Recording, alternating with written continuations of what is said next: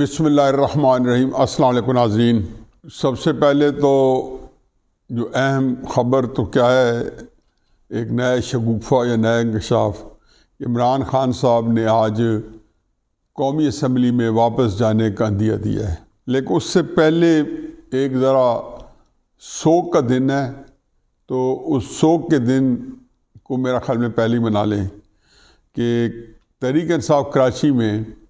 آج اور بلکہ پورے سندھ میں ذلت آمیز شکست سے دوچار ہوئی ہے۔ کراچی میں اس لیے کہ 2018 کے الیکشن میں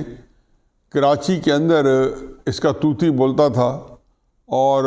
23 یا 24 نشستوں میں سے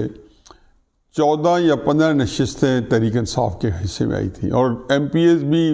لا تعداد مقدار میں کراچی سے الیکٹ ہوئے تھے۔ بلکہ اس سے بھی بڑا لطیفہ یہ ہے کہ شیر زمان جو کہ بڑا ہی ہر جگہ پہ پائے جاتے تھے، اور کراچی کے اندر وہ تحریک انصاف کے ہر جو احتجاج جو کچھ ہے سندھ حکومت کے خلاف، اسمبلی کے اندر اسمبلی کے باہر بہت خاصے ایکٹیو تھے، اپنی یو سی ہار گئے۔ یہ ہم بڑا پاکستان میں خود پنجاب میں بڑا سمبولک ہوتا ہے کہ یہ بندہ یو سی نہیں جیت سکتا، یہ ایم پی ایم این اے بننے کا سوچ رہا ہے۔ تو بارہ یہ بندہ جو ایم پی اے بننے کا سوچ چکا تھا یا سب بن چکا تھا، اپنی یو سی ہار گیا۔ باقی دھاندلی میں اور تو کسی کا ثبوت ملا یا نہیں ملا، یہ میں چھوٹی سی فوٹیج آپ کو دکھاتا ہوں۔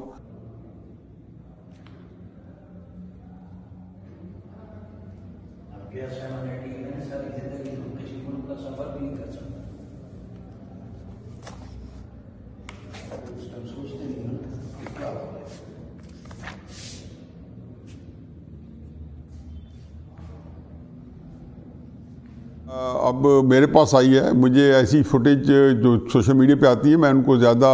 اہمیت نہیں دیتا ہوں کہ یہ بالکل 100% جھوٹ بھی ہو سکتا ہے، غلط بھی ہو سکتی ہے، لیکن یہ کراچی پی ٹی آئی کے صدر ہیں امجد اقبال آفریدی صاحب، اور یہ جعلی ووٹوں کے ساتھ اور پسٹل کے ساتھ اور یہ پکڑے گئے ہیں۔ بہرحال یہ تحریک انصاف کے حصے میں آئی ہے۔ اب تحریک انصاف کا یقیناً 100 کا دن ہے کہ کراچی کے اندر وہ زمین بوس ہو گئی ہے۔ اب یہ ایک اور عجیب و غریب صورتحال ہے کہ پشاور کو چھوڑ کے پاکستان کے جتنے 10 بڑے شہر ہیں، لاہور ہے، گجرانوالہ ہے، فیصل آباد ہے، کسی جگہ پہ کسی بڑے شہر میں اتنی پذیرائی نہیں ملی جتنی تحریک انصاف کو کراچی میں ملی تھی۔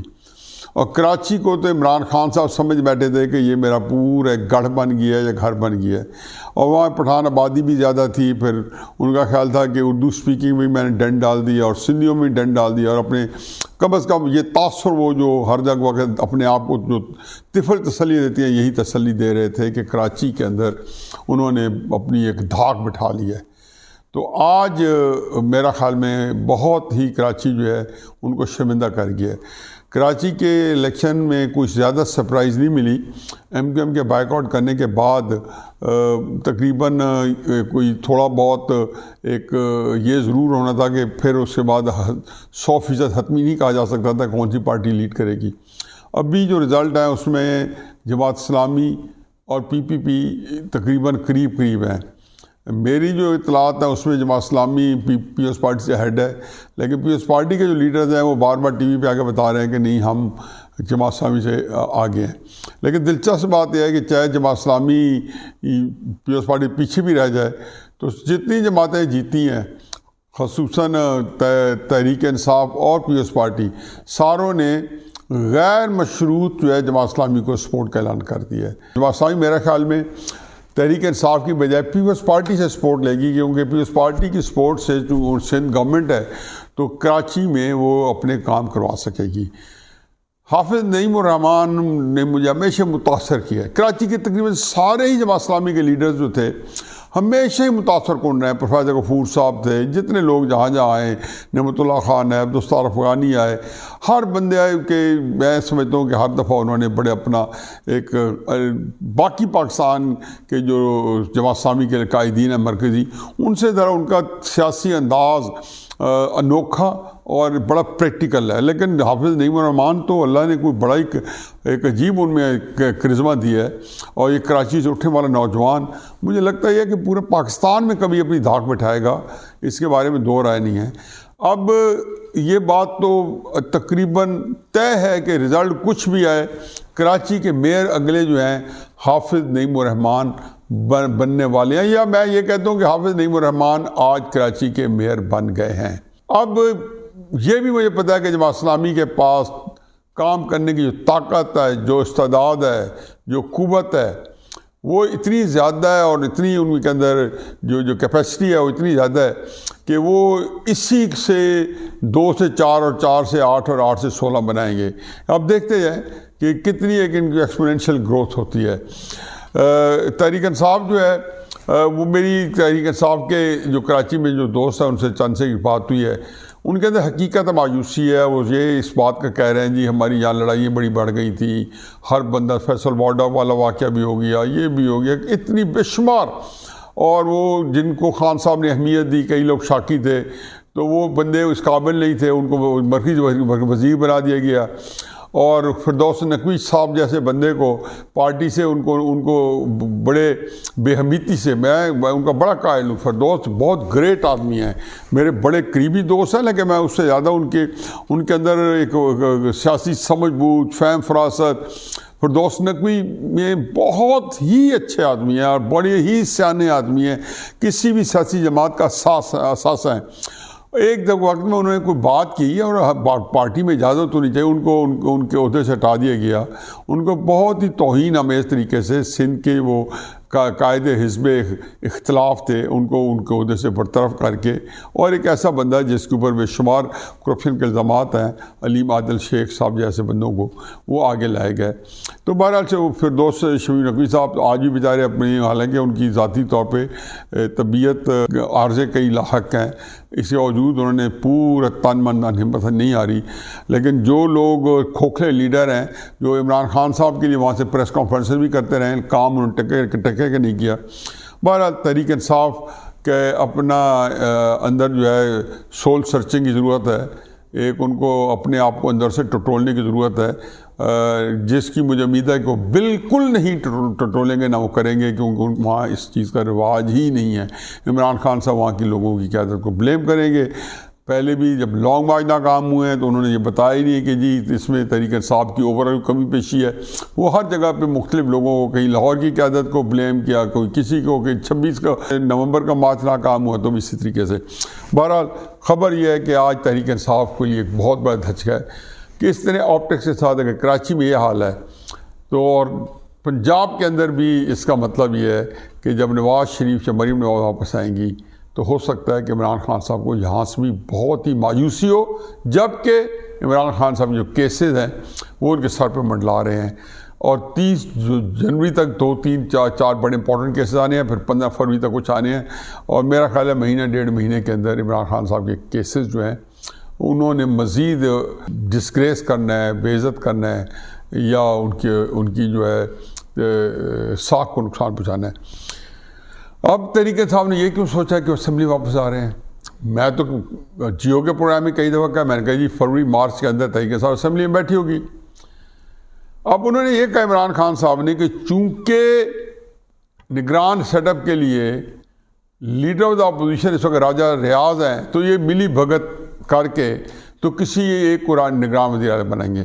ویسے تو دلچسپ بات یہ ہے کہ پنجاب اسمبلی تحلیل ہو چکی ہے اور کے پی اسمبلی ابھی تک تحلیل نہیں ہوئی۔ ناظرین کا آپ لوگوں کو بات سمجھ آتی ہے؟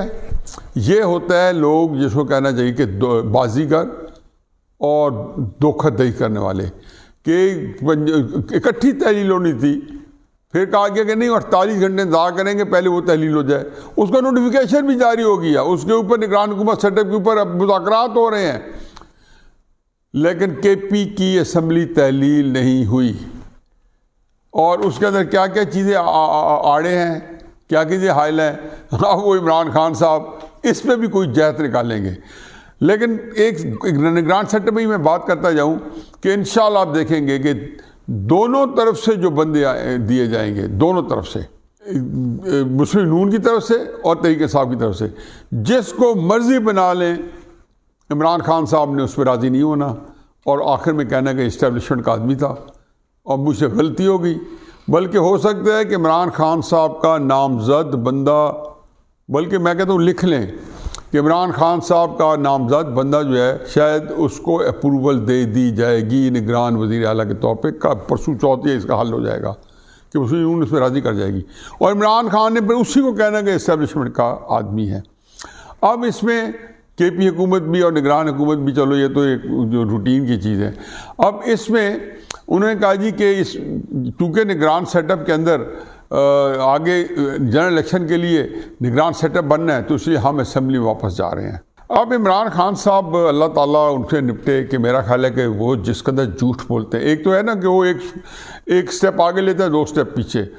یو ٹرن لے لیتے ہیں، رائٹ ٹرن لے لیتے ہیں، لیفٹ ٹرن لے لیتے ہیں، باؤ ٹرن ہو جاتے ہیں، منہ ادھر کر لیتے ہیں، ادھر کر لیتے ہیں، ایک بات کرتے ہیں اس کی دوسری بات کرتے ہیں، اور جو چاہنے والے ہیں جن کو دھوکہ دے رہے ہیں، مجھے تو نہیں دے رہے، وہی بیچارے جو مر مٹنے والے وہی دھوکے دے رہے ہیں، وہی کھاتے ہیں، وہی یہ کہتے ہیں نا، جب وہ یہ کہتے ہیں کہ پرویز الہی ڈاکو ہے، وہ کہتے ہیں واہ واہ واہ پرویز الہی ڈاکو ہے، اور پرویز الہی کے لیے گالیوں کا ایک جو ہے تکرار، پھر پرویز الہی ہیرو ہے تو پرویز الہی کے گانے گائے جاتے ہیں۔ ابھی چند دن پہلے پرویز الہی نے کہا ان کی اتنی زبانیں نکلی ہوئی تھی تحریک انصاف والوں کی، 25 مئی کو جب لانگ مارچ کیا تھا جہاں پہ حمزہ کی حکومت تھی، تو اس کے جواب میں سب نے کہا کہ ہماری زبانی نہیں، پھر پی ٹی آئی والوں نے سوشل میڈیا میں وہ ان کو غالب جو لتر پریڈ کی پرویز الہی صاحب کی اور گالم گلوچ کی۔ خیر، اب عمران خان صاحب قومی اسمبلی میں واپس آ رہے ہیں۔ کراچی کے حوالے سے میں ایک لطیفہ سناتا جاؤں، وہ سوشل میڈیا کی پوسٹ ہے، تو اس نے جناب باجوہ نے عمران خان صاحب سے مخاطب ہوئے کہہ رہے ہیں کہ آپ کو لگ پتہ کی ہے کہ میری سپورٹ کے بغیر تو اب یہ اوقات تھی، یہ میں ہی تھا کہ جیسے 2018 میں الیکشن جتایا، مگر یہ آپ کی یہ اوقات تھی۔ بہرحال ہمارے جو زیر بحث چیز ہے وہ یہ ہے کہ عمران خان صاحب نے جو ابھی جو اندیہ دیا اس کو ذرا میرا خیال تھوڑا ایلیبریٹ کر لیتے ہیں کہ ہم قومی اسمبلی واپس جا رہے ہیں۔ اب اس میں تو دو رائے نہیں ہے کہ عمران خان صاحب جو ہے یہ جھوٹ بول رہے ہیں کہ لیڈر آف دا ہاؤس اور اپوزیشن جو ہے وہ نگران بنائیں گے۔ میں نے بتایا نا کہ پنجاب کے اندر بھی جو بندہ اسٹیبلشمنٹ کا ہی آنا ہے تو اس میں کیا تقدو ہے، اس وہاں بھی وہ یہ ہے کہ جو اسٹیبلشمنٹ کا ہوگا وہ کون سا کیبنٹ ٹرک ہے کہ جو اسٹیبلشمنٹ کے ہاتھ میں کھیلے گا نگران، اس کا مجھے نہیں پتا، لیکن کچھ بھی ہو، چاہے الیکشن کمیشن کا بندہ بنایا جائے، چاہے نیب کا ہیڈ بنایا جائے، جتنی آئینی تعیناتی ہیں اپوزیشن اور گورنمنٹ اپوزیشن لیڈر جب مل کے کرتے ہیں تو اس میں سے جو حاصل کلام ہوتا ہے اسٹیبلشمنٹ کا آدمی ہوتا ہے۔ یہ ایک عجیب و غریب صورتحال سے ہم دو چار ہیں پاکستان کے اندر، اور وہ دونوں طرف سے جتنے نام آتے ہیں انہی کے نام ہوتے ہیں، انہی میں سے ایک فائنل ہو جاتا ہے۔ اب عمران خان صاحب سے صرف میرا سوال یہ ہے کہ جب وہ 12 یا 13 یا 14 اپریل کو جب انہیں اپنے کیمپین شروع کر دی اور پہلے ان کو جلدی الیکشن چاہیے تھا، 25 مئی کو منہ کی کھانی پڑی، الیکشن نہ ملے، پھر ان کے بعد پھر ان کا دال دلیا جل گیا، کچھ الیکشن جیت لیا، بائی الیکشن جیت لیے، پھر وہ 26 مئی کو آرمی چیف کی اپائنٹمنٹ رکوانے کے لیے آ رہے تھے، وہ بھی ناکامی ہوئی، پھر اسمبلی تحلیل بھی بڑی مشکل سے ہوئی، اور بہت ہی اس کے اندر